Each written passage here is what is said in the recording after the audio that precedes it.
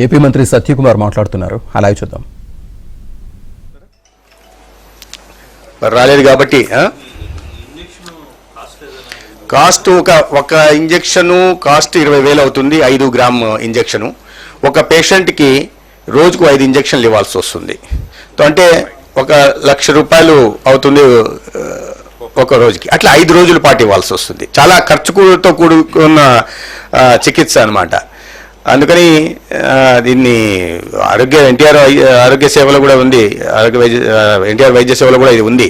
అయితే దానికైనా ప్యాకేజ్ 1,20,000 ఉంది.